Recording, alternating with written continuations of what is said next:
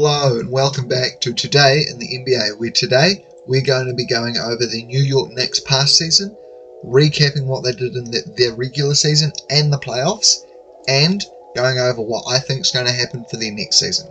To start off, last year the Knicks had the fourth best offensive rating in the league with 117.0.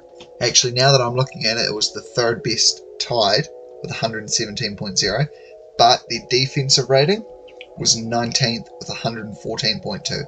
Now, with the personnel that they have on this team, I don't see that defensive rating getting much better than, 15th. Mitchell Robinson could take a step. Julius Randle might have to start putting in some effort. But I think the big thing that would change how their defense is would be one RJ Barrett. If RJ Barrett can lock in on that end, and instead of focusing on scoring 20 points on 40% from the field and 34% from three, he could focus on his defense while also being a floor spacer and someone who can attack off of the catch. Seeing as the Knicks aren't really ever going to have a great defense short of a miracle, I think they're going to have to improve on their offensive rating. The way they can do that is by getting better three-point shooters. I know it's the same thing you say for every single team, but the Knicks, 8th in three-point attempts with 35.7 attempts a game, but they were the 19th team in three-point percentage with 35.4 attempts per game. I do think a big part of that was Evan Fournier not being very good and even being out of the rotation this year, but still, I definitely think that that is something that they need to add to their team. Now, the New York Knicks rotation next year is looking really, really good. It is looking like it's probably going to be a 9-man rotation though, with Jalen Brunson, Quentin Grimes, RJ Barrett, Julius Randle and Mitchell Robinson starting. Emmanuel Quickley and Dante DiVincenzo coming off the bench as guards, RJ Barrett coming off the bench as a forward, and Mitchell Robinson being substituted in for Isaiah Hartenstein.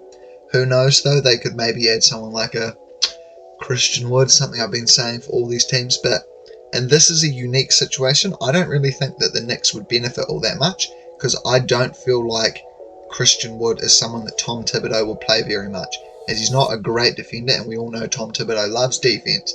Also, Christian Wood doesn't really seem like he'd be too happy with the amount of shot attempts he'd be getting under a Tom Thibodeau system, so I wouldn't do it. It would just ruin the locker room chemistry. Now, for me, what I think the New York Knicks need to do in the offseason is trade Julius Randle.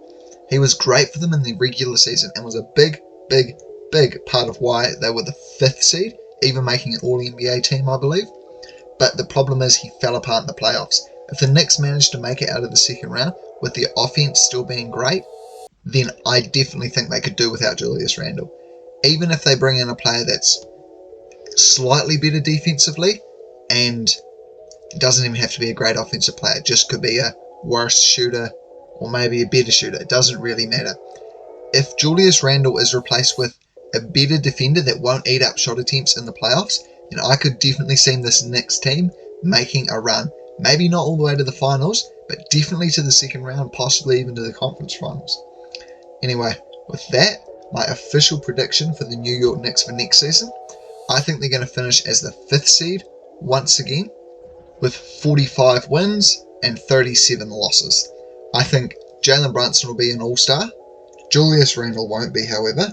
And I think Emmanuel Quickley makes an all-defensive team and wins 6th man of the year. Unfortunately though, if Julius Randle is still on the team, which is the current outlook for them, I see them losing to the Cleveland Cavaliers in the first round. Anyway, that does it for today's video. Thank you all for watching. Please check out some of my other videos. Hope you enjoyed, and I'll see you all in the next one.